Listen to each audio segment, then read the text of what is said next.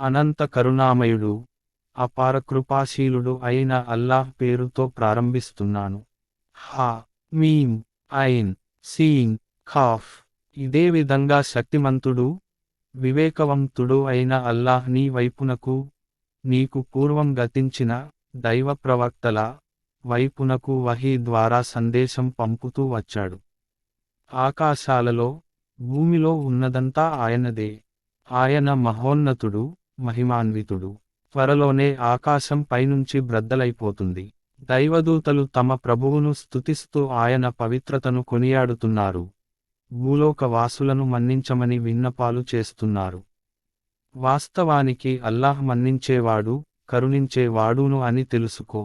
ఆయనను త్రోసిరాజని ఇతరులను తమ సంరక్షకులుగా చేసుకున్న వారిని అల్లాహ్ కనిపెట్టే ఉన్నాడు. నీవు వారికి కాపలాదారువు కావు. అవును, ప్రవక్త. ఇదే విధంగా ఈ అరబ్బీ ఖురాన్ను మేము నీ వైపునకు వహీ ద్వారా పంపాము. నీవు జనపదాల కేంద్రం, మక్కా నగరం లోనూ దాని పరిసరాలలోనూ ఉండే ప్రజలను హెచ్చరించాలని, సమావేశదినం గురించి వారిని భయపెట్టాలని, అది వచ్చే విషయంలో ఏమాత్రం సందేహం లేదు. ఒక వర్గం వారు స్వర్గానికి పోతారు, మరొక వర్గం వారు నరకానికి పోతారు.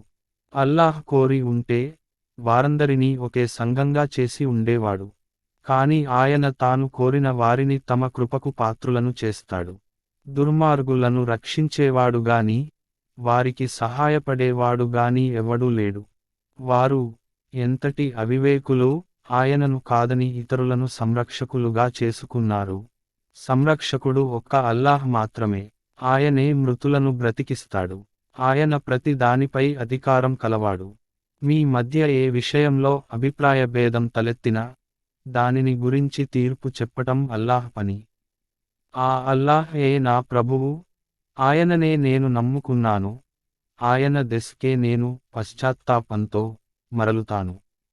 ఆకాశాలకు, భూమికి సృష్టికర్త అయిన ఆయన, స్వయంగా మీ జాతి నుండే మీ కొరకు జంటలను సృజించాడు. ఇదే విధంగా పశువులలో కూడా వాటి జాతి, జంటలను సృష్టించాడు. ఈ విధంగా ఆయన మీ సంతతులను వ్యాపింపజేస్తాడు. ఆయనను పోలిన వస్తువు సృష్టిలో ఏదీ లేదు.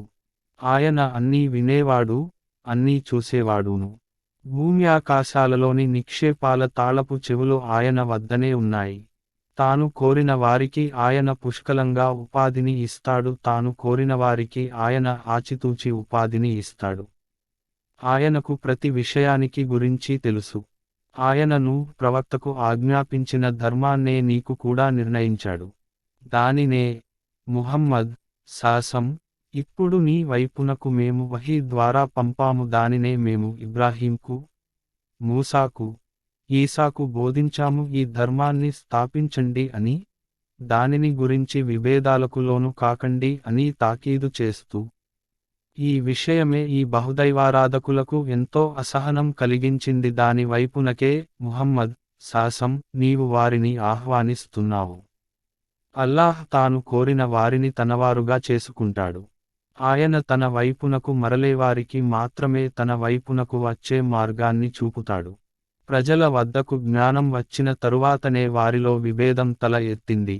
వారు ఒకరికొకరు అన్యాయం చేయదలచుకున్న కారణంగానే తల ఎత్తింది.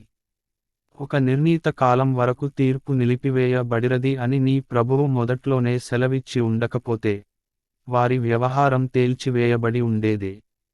యథార్థం ఏమిటంటే, వారి తరువాత గ్రంథానికి వారసులుగా చేయబడిన వారు దానిని గురించి ఆందోళనకరమైన సంశయానికి గురి అయ్యారు. ఈ పరిస్థితి ఉత్పన్నమైంది కాబట్టి కనుక ముహమ్మద్, ఇప్పుడు నీవు ఆ ధర్మం వైపునకే ప్రజలను ఆహ్వానించు. నీకు ఆజ్ఞాపించబడిన విధంగా దానిపై స్థిరంగా ఉండు. వారి కోరికలను అనుసరించకు. వారితో ఇలా అను, అల్లాహ్ అవతరింపజేసిన గ్రంథాన్నల్లా నేను విశ్వసించాను. మీ మధ్య న్యాయం చేయమని నాకు ఆజ్ఞాపించబడిరది. మా ప్రభువు అల్లాహే, మీ ప్రభువు కూడా అల్లాహే. మా కర్మలు మాకే, మీ కర్మలు మీకే.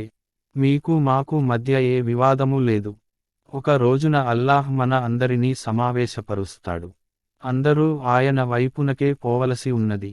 అల్లాహ్ సందేశాన్ని స్వీకరించిన తరువాత స్వీకరించిన వారితో అల్లాహ్ను గురించి వివాదపడే వారి వాదం వారి ప్రభువు దృష్టిలో అసత్యమైనది.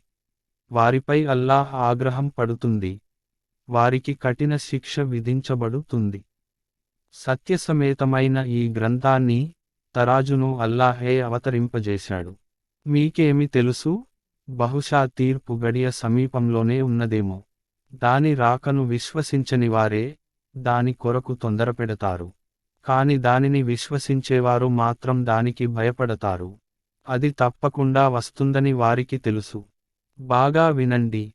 ఆ గడియను గురించి సందేహం రేకెత్తించే వాదనలు చేసేవారు అపమార్గంలో చాలా దూరం వెళ్ళిపోయారు. అల్లాహ్ తన దాసుల పట్ల ఎంతో దయకలవాడు. తాను ఎవరికి ఏది ఇవ్వాలని కోరుకుంటాడో అది వారికి ఇస్తాడు. ఆయన ఎంతో బలవంతుడు, ఎంతో శక్తిమంతుడును. పరలోకపు పంటను ఎవడు కోరుకుంటాడో మేము అతనికై ఆ పంటను వృద్ధిపరుస్తాము. ఇహలోకపు పంటను ఎవడు కోరుకుంటాడో మేము అతనికి ఇహలోకంలోనిది మాత్రమే ఇస్తాము. కాని అతనికి పరలోకంలో మాత్రం ఏ వాటా ఉండదు. అల్లాహ్ అనుమతించకుండానే ధర్మం వంటి స్వభావం గల ఒక విధానాన్ని తమ కొరకు రూపొందించిన దైవ భాగస్వాములనెవరినైనా వారు కలిగి ఉన్నారా? తీర్పు విషయానికి నిర్ణయింపబడి ఉండకపోతే వారి వ్యవహారం ఎప్పుడో తేల్చివేయబడి ఉండేది. నిశ్చయంగా ఈ దుర్మార్గులకు వ్యధాభరితమైన శిక్ష పడుతుంది. అప్పుడు ఈ దుర్మార్గులు తాము చేసిన దాని పరిణామానికి భయపడుతూ ఉండటాన్ని నీవు చూస్తావు. అది తప్పకుండా వారి మీదకు వచ్చిపడుతుంది. దీనికి భిన్నంగా విశ్వసించి సత్కార్యాలు చేసినవారు స్వర్గవనాలలో ఉంటారు. వారు తాము కోరిన దానిని తమ ప్రభువు వద్ద పొందుతారు.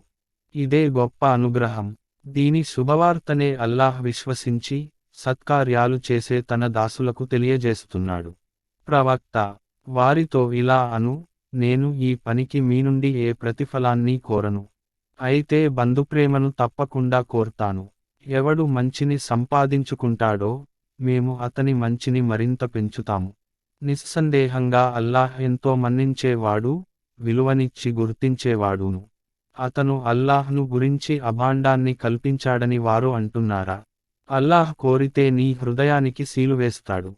ఆయన అసత్యాన్ని రూపుమాపుతాడు, సత్యాన్ని తన వచనాల ద్వారా సత్యంగా నిరూపిస్తాడు.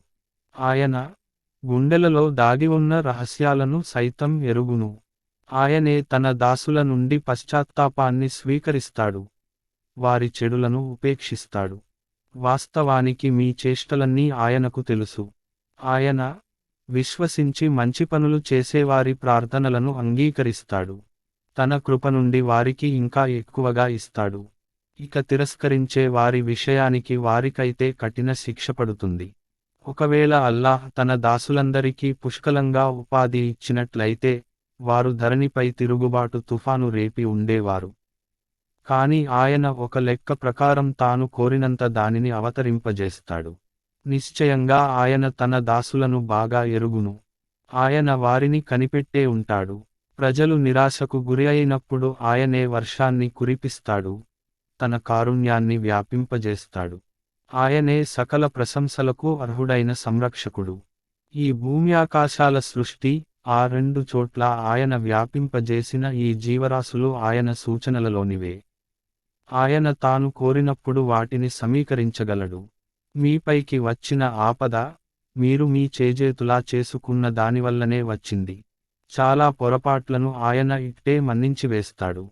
మీరు భూమిలో దేవుణ్ణి అశక్తుడుగా చేయలేరు. అల్లాహ్కు వ్యతిరేకంగా మీకు సహాయపడేవాడు, మిమ్మల్ని రక్షించేవాడు ఎవ్వడూ లేడు. సముద్రంలో కొండలు మాదిరిగా కనిపించే ఈ ఓడలు ఆయన సూచనలలోనివే. అల్లాహ్ తాను కోరినప్పుడు గాలిని స్తంభింపజేస్తాడు. అప్పుడు అవి సముద్రం వీపుపై నిలిచి ఉన్నవి నిలిచి ఉన్నట్లుగానే ఉండిపోతాయి. అత్యున్నత శ్రేణికి చెందిన సహనము కృతజ్ఞత కల ప్రతి వ్యక్తికి ఇందులో గొప్ప సూచనలు ఉన్నాయి. లేదా వాటిపై ప్రయాణం చేసేవారి అనేక పాపాలను క్షమిస్తూనే వారు చేసిన కొన్ని అకృత్యాల ఫలితంగానే వారిని ముంచివేయవచ్చు. అప్పుడు మా వాక్యాలను గురించి వివాదాలకు దిగే వారికి తమకు ఆశ్రయం లభించే స్థలం ఏదీ లేదని తెలిసిపోతుంది. మీకు ఇవ్వబడినదంతా కేవలం కొన్ని రోజుల ప్రాపంచిక జీవితపు సామగ్రి మాత్రమే. కానీ అల్లాహ్ వద్ద ఉన్నది శ్రేష్టమైనది, శాశ్వతమైనది కూడా. అది ఎవరికోసమంటే విశ్వసించి, తమ ప్రభువును నమ్ముకున్న వారి కోసం, పెద్ద పెద్ద పాపాలకు, సిగ్గుమాలిన పనులకు దూరంగా ఉండేవారి కోసం, కోపం వచ్చినప్పుడు కూడా క్షమించేవారి కోసం, తమ ప్రభువు ఆజ్ఞను పాలించేవారి కోసం, నమాజ్ను స్థాపించేవారి కోసం, తమ వ్యవహారాలను పరస్పర సంప్రదింపుల ద్వారా నడుపుకునే వారి కోసం, మేము వారికి ఇచ్చిన ఉపాధి నుండి ఖర్చు చేసేవారి కోసం, తమపై దౌర్జన్యం జరిగినప్పుడు దానిని ఎదుర్కొనేవారి కోసం, చెడుకు ప్రతిక్రియ అదే రకమైన చెడు. కాని ఎవడైనా క్షమించి, రాజీపడితే దానికి ప్రతిఫలం ఇవ్వటం అల్లాహ్ బాధ్యత. అల్లాహ్ దుర్మార్గులంటే ఇష్టపడడు. తమకు అపకారం జరిగినప్పుడు ఎవరైనా ప్రతీకారం చేస్తే, వారిని నిందించటానికి వీలులేదు. అసలు నిందార్హులు ఇతరులకు అన్యాయం చేసేవారే, భూమిపై అన్యాయంగా దౌర్జన్యాలు చేసేవారే. అటువంటి వారికి వ్యధాభరితమైన శిక్ష పడుతుంది.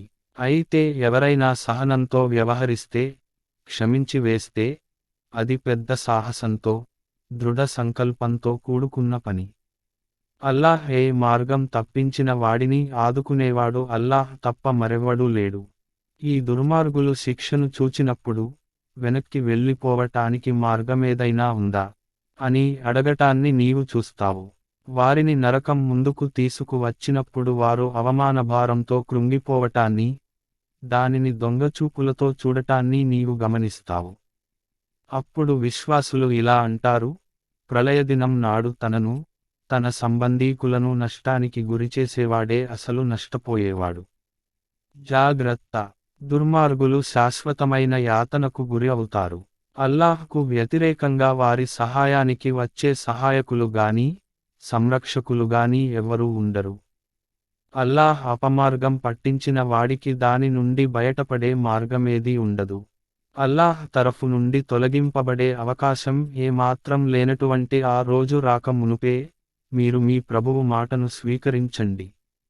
ఆ రోజున మీకు ఎక్కడా ఆశ్రయం లభించదు, మీ స్థితిని మార్చటానికి ప్రయత్నం చేసేవాడు ఎవడూ ఉండడు. ఇప్పుడు ఒకవేళ వారు ముఖం తిప్పుకుంటే, ప్రవక్త, మేము నిన్ను వారిపై కాపలాదారుగా నియమించి పంపలేదు కదా, కేవలం మాటను అందజేసే బాధ్యత మాత్రమే నీపైన ఉన్నది. మానవుడి స్థితి ఎటువంటిదంటే, మేము అతనికి మా కారుణ్యాన్ని రుచి చూపించినప్పుడు, దానికి అతడు ఆనందంతో పొంగిపోతాడు. ఒకవేళ అతడు తన చేతులతో చేసిందే ఆపద రూపంలో అతడిపైకి వచ్చిపడితే, అతడు కరుడుకట్టిన కృతజ్ఞుడైపోతాడు.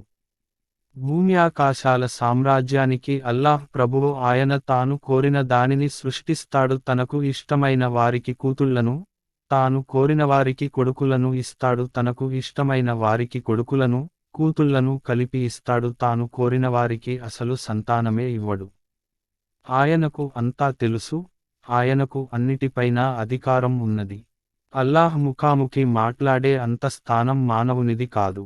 ఆయన మాట్లాడటం అనేది వహీ, సంకేతం ద్వారానైనా జరుగుతుంది లేదా తెర వెనుక నుండి అయినా జరుగుతుంది లేదా ఆయన సందేశహరుణ్ణి, దైవదూత, ఎవరినైనా పంపుతాడు. అతను ఆయన ఆజ్ఞానుసారం ఆయన కోరిన దానిని వహీ చేస్తాడు. ఆయన ఉన్నతుడు, వివేకవంతుడును. ఇదే విధంగా ప్రవక్త, మేము మా ఆజ్ఞ ద్వారా ఒక ఆత్మను నీ వైపునకు వహీ చేశాము. గ్రంథం అంటే ఏమిటో, విశ్వాసం అంటే ఏమిటో నీవు అసలు ఎరుగవు. కాని మేము ఆ ఆత్మను ఒక జ్యోతిగా చేసి దాని ద్వారా మా దాసులలో మేము కోరిన వారికి మార్గం చూపుతాము. నిశ్చయంగా నీవు రుజు మార్గం వైపునకు దారి చూపుతున్నావు. భూమ్యాకాశాలలో ఉన్న ప్రతి దానికి ప్రభువైన దేవుని మార్గం వైపునకు దారి చూపుతున్నావు. జాగ్రత్త! వ్యవహారాలన్నీ అల్లాహ్ వైపునకే మరలుతాయి.